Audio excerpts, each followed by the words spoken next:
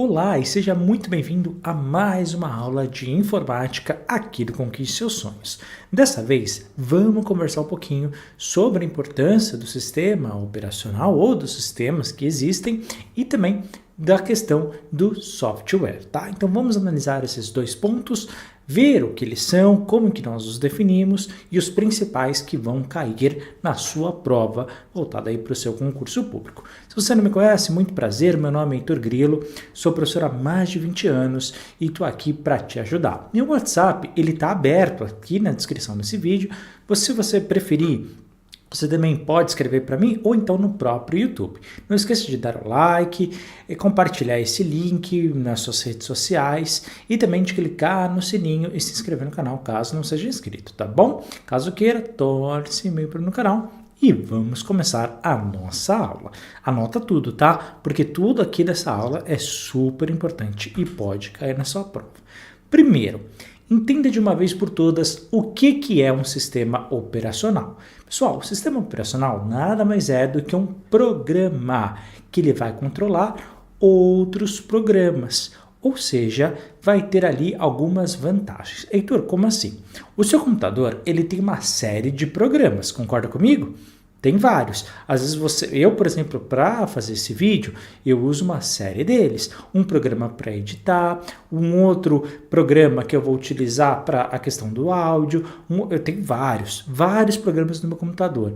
Tenho até mesmo alguns programas relacionados a jogos, outros para trabalho, outros para as profissões que eu tenho. Então, tudo aquilo que eu preciso, eu tenho programas que me auxiliam nessas tarefas no meu computador.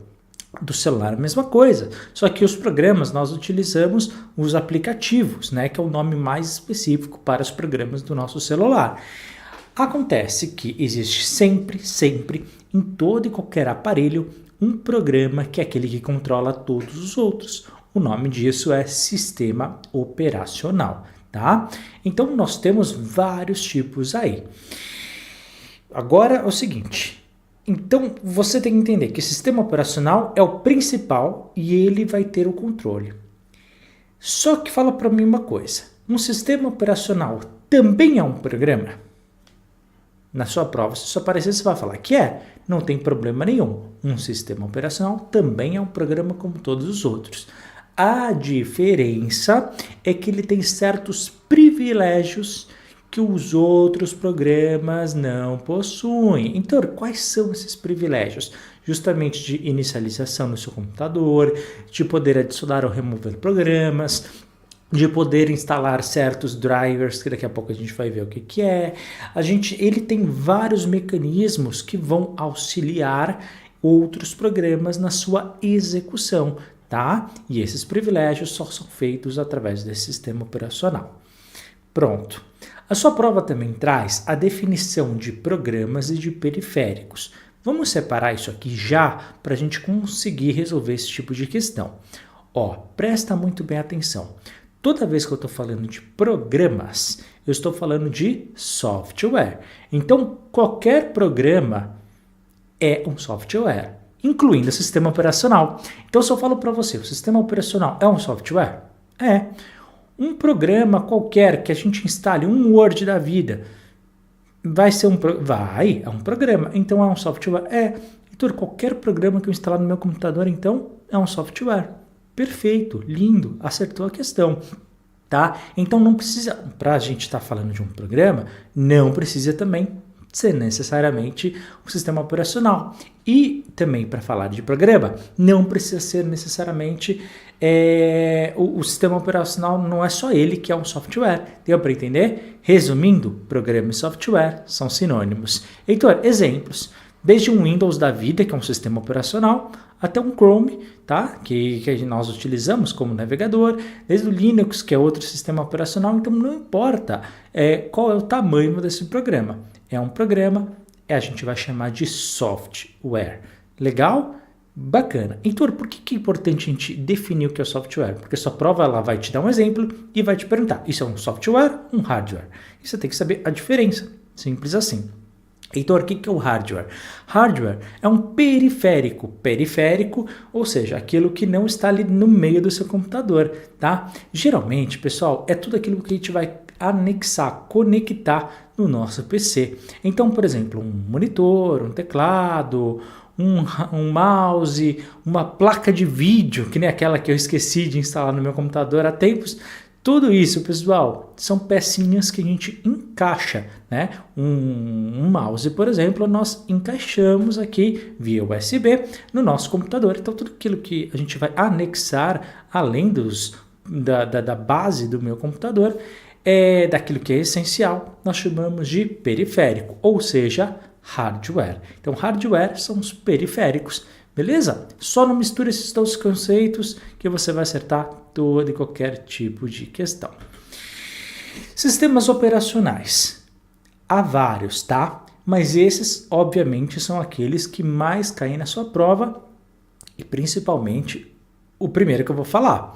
Mas entre os sistemas operacionais, obviamente que nós destacamos o Windows. O Windows que você provavelmente tem na sua máquina, se você não tem um Apple, provavelmente é o que você tem aí, tá? Então, ele é o nosso principal sistema operacional das nossas bancas. Claro, você tem outros. Você tem, por exemplo, o Linux, que também é utilizado, é um software livre, que você também pode fazer certas adaptações que o Windows já não permite. O Windows, depois a gente vai trabalhar em cada um deles, tá? Mas é só para você entender. O Windows ele é de uma empresa chamada Microsoft, tá bom? E o iOS, Heitor? iOS, ele é ligado ao pessoal da Apple, tá? Então é outra empresa que também fornece esse sistema operacional nas suas máquinas, principalmente nos Macs da vida, tá? Unix também é um outro sistema que nós temos. E quando a gente fala de celular, pessoal, o Windows ele tem uma certa adaptação, que não se chama mais um Windows, é um novo, é uma outra coisa, tá? E quando eu falo, na verdade, estou falando de smartphones, de celulares inteligentes, tá? Não aqueles celulares antigos, tijolão, tela verde. Estou falando dos atuais. Então, quando a gente está falando aqueles que são a base dos mais recentes, nós temos dois. Nós temos o Android, para aqueles que não são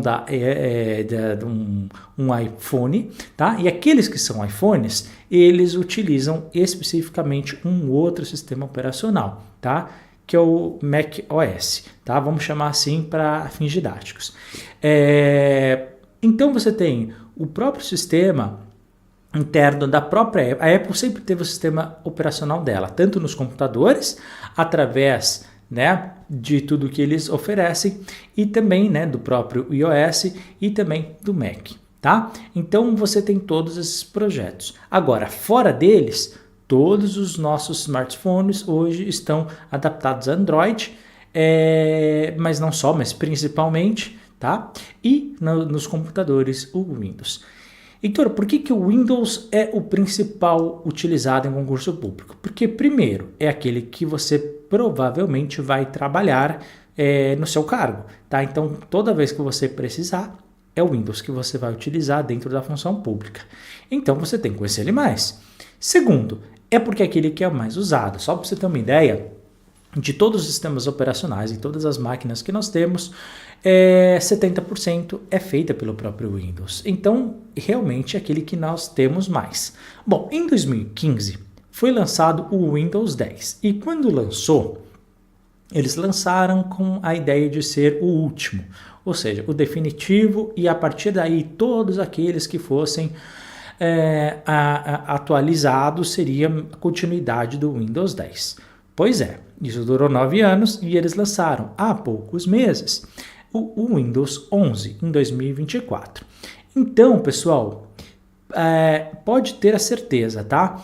Todas as provas de concurso público nos próximos 10, 15, 20 anos ainda vão cair esses dois tipos de Windows, tá? Porque é geralmente uma tradição da banca pegar as últimas atualizações.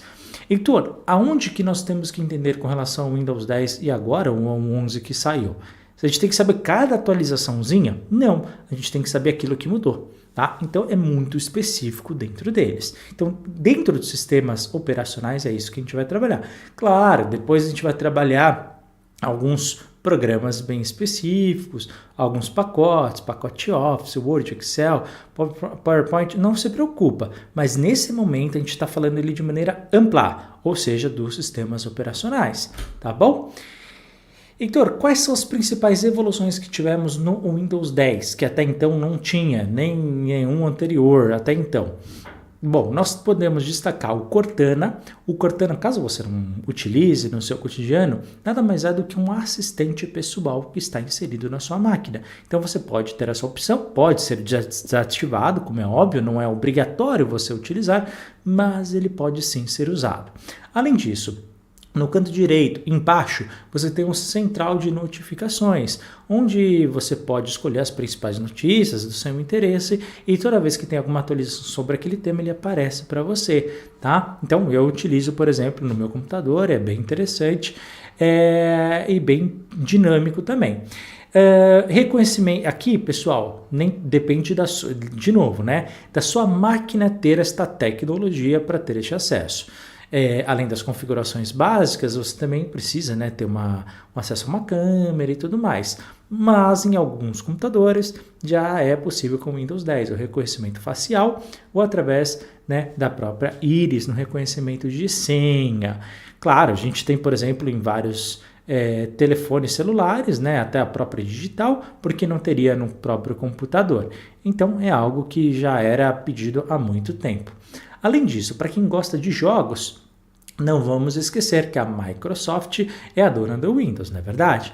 E a empresa Microsoft também é dona da Xbox, do videogame, que é rival, né, do PlayStation. Portanto, o Xbox e os jogos e tudo mais foram incorporados exatamente no Windows. Então é possível você conectar com a mesma conta, utilizar os jogos, alguns jogos, né, que são compatíveis nos dois mundos, né? E alguns jogos são liberados só para um ou só para outro, mas enfim, você que de repente tem o Game Pass e joga e tudo mais, tem essa opção extra de jogar, por exemplo, no seu computador e tudo mais, tá bom? Foi substituído o navegador. Lembra que eu falei lá atrás que o Explorer tinha sido descontinuado? Pois é, a Microsoft desatualizou, parou de atualizar, não utiliza mais, apesar de você fazer o download e conseguir, desde que não tenha nenhum bug com algum programa novo. Porém, eles fizeram um novo para você utilizar, chamado Edge, tá? Então é um novo aí que está no mercado e pode ser bem interessante, tá bom? Dependendo aí das suas necessidades de acesso de navegação.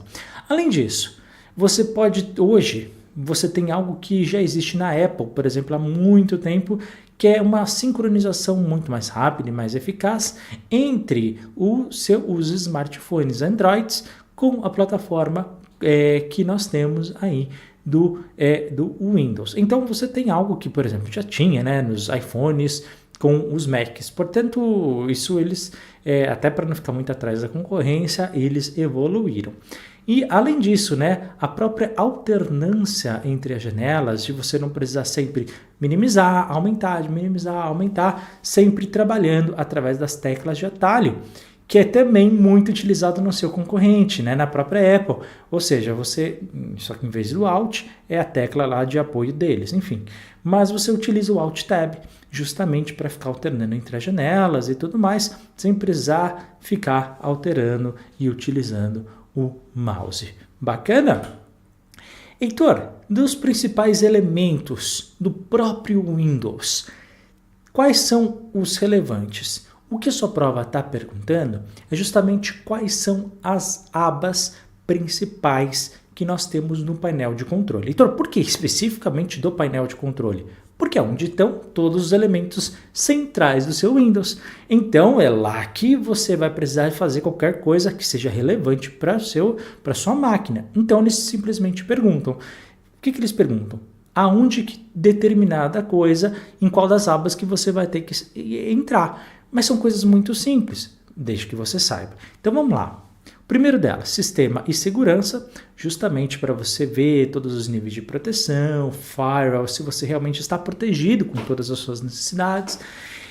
Segunda, a rede de... São 8, tá? A segunda, rede e internet, justamente para você verificar sua conexão, o status dela, se de repente você quer conectar com uma outra rede de internet, se de repente alterou a senha, você tem que entrar lá para alterar a senha de novo. Então a sua prova ela pode vir com alguma historinha assim.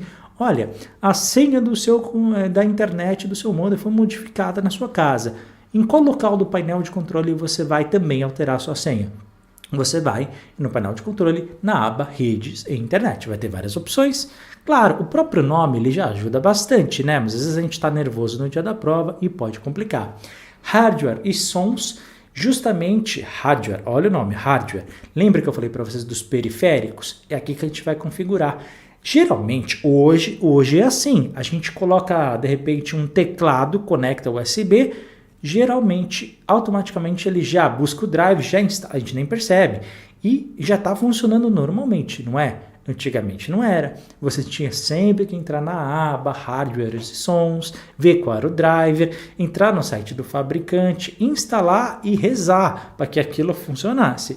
Hoje já não existe essa necessidade, geralmente, mas caso tenha alguma incompatibilidade, o que é raro hoje em dia, você simplesmente entra nessa aba, localiza. Inclusive, tem gente que tem 3 ou 4 microfones, né? Eu, por exemplo, tenho esse, eu tenho do meu fone. Às vezes, dá uns probleminha aí. Então, eu vou falar com alguém, o som não sai, ou então dá duplo áudio, e aí o que eu faço? Entro nessa aba e escolho uma das opções apenas, tá bom? Então, ali tem tudo, as configurações tanto de sons quanto dos periféricos. O próximo, programas. Basicamente, você tem várias opções com relação a todos os programas instalados na sua máquina, incluindo, a pergunta que sempre vem na prova, onde que eu vou desinstalar o programa? E mostra lá um exemplo de alguém clicando com o botão direito em cima de um ícone e apertando deletar e fala se isso está correto. Você vai falar, não! A forma correta de você deletar um programa, que ele vai literalmente em todas as pastas que ele foi instalado e apaga aquele arquivo, é justamente você vai no painel de controle, depois clica em programas e depois na subaba, adicionar ou remover programas. E depois você escolhe e depois você coloca em remover, tá bom? Basicamente é isso. Próximo, contas de usuário. Aqui, pessoal, é permitido você fazer certas permissões de usuários. Por exemplo, nesta máquina que eu estou falando, eu podia ter um usuário Heitor, por acaso só tem o meu, mas podia ter o usuário Heitor, usuária Bárbara e mais 2, 3 pessoas, de repente um para visitante. Concorda comigo que cada pessoa vai ter um privilégio nessa máquina, tá? Por exemplo, eu tenho o privilégio como administrador da máquina, então consigo instalar, desinstalar qualquer coisa, colocar alguma coisa nova, apagar de repente uma pasta muito importante. Justamente. Agora imagina que eu libero para um visitante entrar nessa mesma conta. Sem querer apaga todos os arquivos do Com Seus Sonhos. Já pensou o problemão? Pois é, então você consegue dar níveis de permissões para apagar certas coisas ou não, de instalar certas coisas ou não, justamente mediante a necessidade ali de quem vai acessar aquele aparelho. Isso também é muito importante, pessoal, se a gente está falando inclusive de computadores que são com acessibilidade ao público, né? Então imagine que fosse esse mesmo computador que eu trabalhasse, centenas de outras pessoas também utilizassem. Como é que eu ia proteger as minhas informações sem carregar de repente um driver, um pendrive, alguma coisa assim, ou sem instalar na nuvem? Justamente dessa forma, com usuários diferentes, tá bom? Você também tem uma aba de aparências e personalização, justamente para você colocar cada usuário no seu perfil. Então vai ter um fundo de tela diferente, um descanso de tela diferente, vai ter de repente o tamanho da fonte ou dos ícones que estão no seu computador de forma diferente. Tem várias aparências que você pode trabalhar e brincar com relação a isso, tá? Eu uso o basicão mesmo, mas tem quem fique horas aí todos os dias gostando dessa parte. Você ainda tem a aba de relógios e região, justamente para você ver se você quer colocar o horário de verão ou não automaticamente, se você trabalha o seu relógio com 12 ou 24 horas, se de repente você quer deixar na região de outro país quando você muda e leva o seu computador, tá? O notebook é a mesma coisa, a gente está falando do sistema operacional, portanto é o mesmo que se usa em notebooks, então você viaja muito para um país ou para outro. Se não mudar automaticamente, é lá que você vai modificar, caso seja necessário. Além disso, a facilidade de acesso, que dá certas permissões e atalhos para você conseguir, com mais facilidade, acessar certos programas do seu computador, tá bom? Então essas são as 8 abas do painel de controle. Além disso, temos que conversar um pouquinho sobre a questão da extensão. Heitor, o que é uma extensão?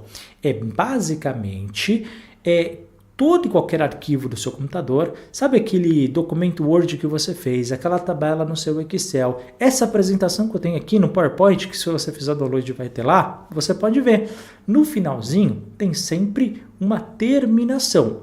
Vai estar lá o nome do documento, ponto alguma coisa. Pode ser PDF, pode ser DocX, pode ser PPT. Isso tudo, pessoal, é uma abreviação do programa que ele utiliza. Então, por que existe? Todo e qualquer programa, de qualquer arquivo, precisa de um programa para a sua execução, tá? Para ele ser aberto, para ele ser salvo, para ele ser apresentável, para ele ser encerrado, sempre precisa. E essa é a extensão, tá? E aqui na prova, geralmente ele vem com algumas perguntas que você tem que se atentar. Primeiro, todo programa ele vai aparecer literalmente a extensão quando você olha para o nome dele? Nem sempre, porque existe uma opção de não mostrar explicitamente a extensão, tá? Então cuidado. Segundo, como é que eu vejo essa extensão? Clica sempre no ícone com o botão direito e vai em propriedades e vai aparecer várias informações daquele arquivo, o tamanho dele e várias outras coisas, incluindo qual é a extensão, qual é o programa responsável por abrir. Terceiro, é possível abrir apenas com o programa que ele está? Se está, por exemplo, DocX, eu posso abrir num bloco de notas? Pode. Pode dar erro. Aí tudo bem, é outra conversa. Pode não abrir 100% todos os caracteres que estão no texto. Tudo bem. Pode acontecer várias coisas, mas geralmente dá para abrir com outras coisas. Heitor, se for um programa muito nada a ver, aí ele aparece que não dá para ser aberto. Tá bom? Então pode ser. Heitor, como que eu abro com outras extensões? Vamos lá. Clica com o botão direito e vai em abrir com, tá bom? Exatamente, abrir com, e aí vai aparecer todos os programas relacionados àquele arquivo. Você escolhe, de repente, para tentar abrir com outro e clica abrir. Se der certo, ele vai abrir mesmo com os erros. Se não der, vai aparecer, é impossível abrir este arquivo. Legal? Ou então, quando você vai renomear o arquivo, o finalzinho dele, dependendo do seu sistema operacional, você consegue modificar. Então você apaga, por exemplo, o DocX e põe .pdf. Se você tiver os programas corretos e ele for possível ser executado no seu computador, dependendo do seu sistema operacional, essa opção também pode ser aceitada, tá bom? Nem sempre, mas às vezes é possível. Por fim, o último item que você tem que saber. De repente, todo e qualquer programa, ele tem um ícone diferente, né? Então você olha um programa do PowerPoint, tem a cara da apresentação ali dos PowerPoints. Se você olha para o ícone do Word, tem lá o caderninho azul, tudo bonitinho. Uma planilha do Excel tá toda verde e branca, com as linhas e tudo mais. Legal. E se aparecer um ícone branco? Ícone branco é porque o computador que você está trabalhando, o sistema operacional, ele não possui aquele programa instalado para abrir. Então vamos supor que ele é em PDF. Só que você não tem um PDF, o programa PDF instalado, né? Então, você não vai conseguir abrir, então ele vai aparecer a tela em branco no lugar do ícone. Legal? Uma folhinha em branco, como se fosse um caderno em branco, tá bom? Essas são todas as pegadinhas que podem cair na sua prova, tá? Aliás, quando a gente vai renomear um arquivo, lembra, é tudo minúsculo, tá? A princípio por base, né? Quando o pessoal faz por base, mas você não pode ter espaço entre ele. Então, se você colocar vários nomes, não vai ter espaço entre, por exemplo, o documento, ponto e o docx. Você não pode ter documento, espaço, vai dar erro. Documento, ponto, espaço, vai dar erro. Documento, ponto, docx e um espaço, vai dar erro, tá bom? Não pode ter, tá? Além disso, unidade de disco. Quando nós vamos salvar o arquivo, Pessoal, todos os seus programas, sejam eles quais forem que estiver no seu computador, são essas opções que vão aparecer. Até a letra C, ela é obrigatória. Então, se você for na aba Meu Computador, você pode ver, tanto não importa o aparelho que você esteja usando agora. Se for um computador, se for um notebook, dá uma olhada. Vai em Meu Computador. Lá vai ter os espaços dos discos. Mesmo que você não tenha leitor de disquete, que provavelmente seu computador não é dos anos 90, então não vai ter mais, tá?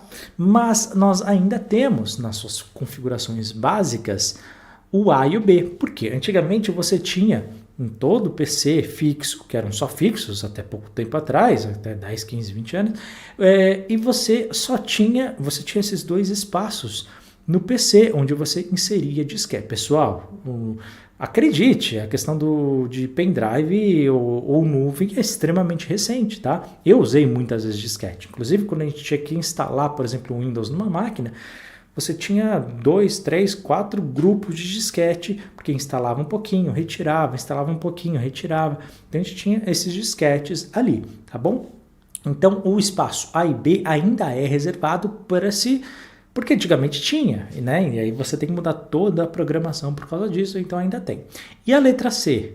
A letra C, por padrão, é o Windows, tá? Então o Windows, como sistema operacional, ele é instalado na unidade C, que é o nosso disco rígido, ou seja, a base, a essência que tem todos ali os privilégios para operacionar a minha máquina. Heitor, e o D para frente? Pode ter mais? Pode ter D, pode ter E, pode ter F? Pode. E é mediante aquilo que você instalou na sua máquina. Então, por exemplo, e ele vai sempre pegando a letra na sequência, né? Então, por exemplo, você foi e conectou o seu pendrive. Vai aparecer na unidade D. Só que você ainda está conectado com o seu pendrive e instala e coloca ali um outro pendrive, um segundo.